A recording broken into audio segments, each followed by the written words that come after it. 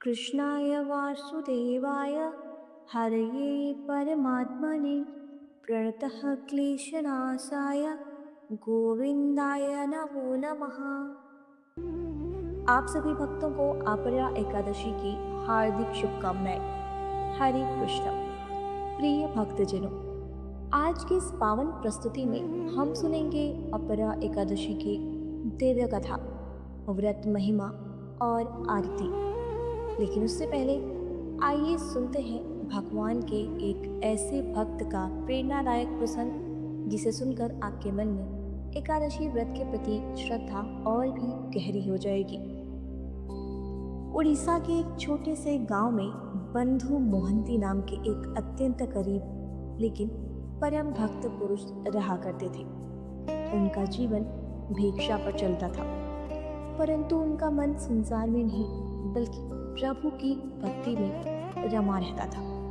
वे प्रतिदिन सत्संग में जाते और भगवान के नाम का कीर्तन करते। धीरे धीरे उनके मन में ये दृढ़ विश्वास हो गया कि मनुष्य जीवन का सच्चा उद्देश्य केवल भगवत प्राप्ति है। बंधु मोहंती अपनी पत्नी से भी कहा करते थे, इस संसार का सुख क्षणिक है, लेकिन हरि नाम का आनंद अनंत है। पत्नी भी पतिव्रता और धर्मपरायण थी, इसलिए वह भी उनके साथ भजन कीर्तन में लग गई। समय बीतता गया, गरीबी इतनी बढ़ गई कि कई कई दिनों तक भोजन नहीं मिलता। कभी 2 रोटियां मिल जाती तो कभी केवल पानी पीकर ही रात काटनी पड़ती। उनके पास पहनने के लिए फटे पुराने वस्त्र थे, पर उनके मुख पर संतोष और हृदय में हरि नाम था। एक दिन बंधु मोहंती ने अपनी पत्नी से कहा, मेरा एक अत्यंत प्रिय मित्र है, यदि तुम साथ दो तो हम उसके पास चलें। वो बड़ा दयालु है, उसके पास पहुंचे तो फिर कभी भूखे नहीं रहेंगे। पत्नी ने बिना कोई प्रश्न किए उनके साथ जाना स्वीकार कर लिया। कई दिनों तक भूखे रहने के कारण शरीर में शक्ति नहीं थी, फिर भी वे दोनों अपने दोनों बच्चों के साथ पैदल यात्रा पर निकल पड़े। रास्ते में जब बच्चे भूख से रोते तो बंधु मोहंती कोमल पत्ते लाकर उन्हें खिलाते और स्वयं प्रभु का नाम जपते हुए आगे बढ़ते। उनके मन में केवल एक ही तड़प थी, प्रभु मिल जाएं। वे मन ही मन प्रार्थना करते, हे नाथ, मैं तो भूख सह सकता हूँ, लेकिन मेरे बच्चों को शक्ति दीजिए, हमें अपने चरणों तक पहुँचा दीजिए। कई दिनों की कठिन यात्रा के बाद वे जगन्नाथपुरी पहुंचे। दूर से ही श्री जगन्नाथ मंदिर के दर्शन होते ही बंधु मोहंती भूमि पर दंडवत लेट गए और भाव विभोर होकर बोले, देखो, यही मेरे सच्चे मित्र हैं, यही मेरे दीन बंधु प्रभु हैं। इन्हीं की कृपा से हम यहाँ तक पहुँचे हैं। उनकी पत्नी के मन में उतनी भक्ति तो नहीं थी, लेकिन ये विश्वास अवश्य था कि अब उन्हें भोजन मिलेगा। जब वे मंदिर पहुंचे तब बहुत भीड़ थी, कोई उनकी ओर ध्यान नहीं दे रहा था। कुछ समय बाद मंदिर के कपाट भी बंद हो गए। पत्नी और बच्चे भूख से व्याकुल थे। तब बंधु मोहंती उन्हें मंदिर के उस स्थान पर ले गए जहां प्रसाद के पात्र धोए जाते थे। वहां से निकले जल को उन्होंने प्रसाद मानकर परिवार को पिलाया और बोले, ये प्रभु का प्रसादी जल है, हम बड़े भाग्यशाली हैं। उस रात पूरा परिवार उसी प्रसादी जल के सहारे सो गया, लेकिन बंधु मोहंती पूरी रात नाम संकीर्तन करते रहे। वे प्रभु से विनती करते रहे, हे प्रभु, मेरी पत्नी का विश्वास कभी मत टूटने देना। उधर मंदिर के भीतर स्वयं भगवान जगन्नाथ अपने भक्त की दशा देखकर करुणा से भर उठे। रात में वे ब्राह्मण का रूप धारण कर भोग का थाल लेकर बाहर आए और पुकारने लगे, बंधु मोहंती नाम का कोई भक्त है यहाँ क्या? बंधु मोहंती दौड़ते हुए वहां पहुंचे। ब्राह्मण ने मुस्कुराकर कहा, तुम्हारे लिए प्रभु ने ये प्रसाद भेजा है। बंधु मोहंती आनंद से भर उठे। उन्होंने अपने परिवार के साथ भर पेट प्रसाद ग्रहण किया और थाल को अपने सरहाने रखकर सो गए। लेकिन अगले दिन मंदिर में हड़कंप मच गया। भोग का बहुमूल्य थाल गायब था। खोजते खोजते सेवक वहां पहुंचे जहां बंधु मोहंती सो रहे थे। उनके पास वही थाल देखकर सबने उन्हें चोर समझ लिया और मारने पीटने लगे। बंधु मोहंती पर जितनी मार पड़ती वे उतने ही प्रेम से जय जगन्नाथ कहते। उनकी पत्नी रोने लगी और बोली, यही है तुम्हारे कृपालु मित्र। लेकिन बंधु मोहंती के चेहरे पर मुस्कान थी।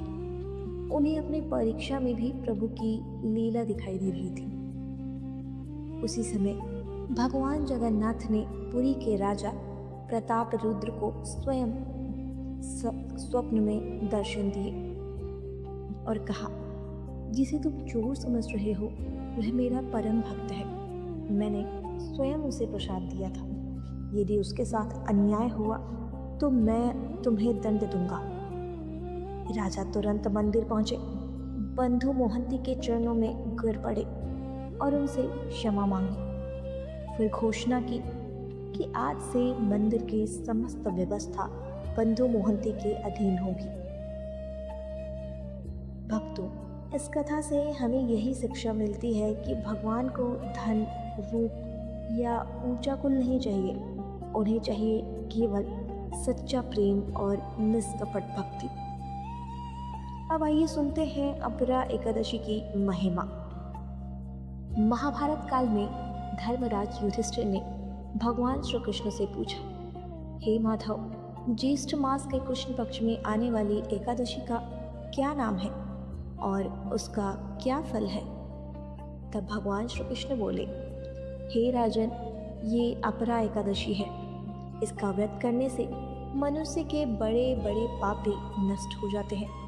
जो श्रद्धा से इसका पालन करता है उसे यश, पुण्य और मोक्ष की प्राप्ति होती है।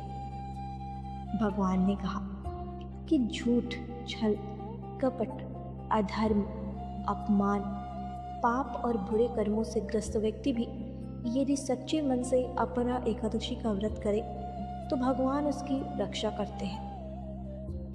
इसके बाद श्री कृष्ण ने एक प्राचीन कथा सुनाई। बहुत समय पहले महिध्वज नाम के एक धर्मात्मा राजा थे। उनका छोटा भाई वज्रध्वज अत्यंत क्रूर और ईर्ष्यालु था। राज्य पाने के लोभ में उसने अपने ही भाई की हत्या कर दी और शव को पीपल के नीचे दबा दिया। अकाल मृत्यु के कारण राजा महिध्वज प्रेत योनि में भटकने लगे। एक दिन धौम्य ऋषि ने अपने तपोबल से ये सब जान लिया। उन्होंने अपरा एकादशी का व्रत किया और द्वादशी के दिन उस व्रत का सारा पुण्य उस प्रेतात्मा को अर्पित कर दिया। अपरा एकादशी के प्रभाव से राजा महिध्वज को तुरंत प्रेत योनि से मुक्ति मिल गई और वे दिव्य शरीर धारण कर स्वर्गलोक को चले गए।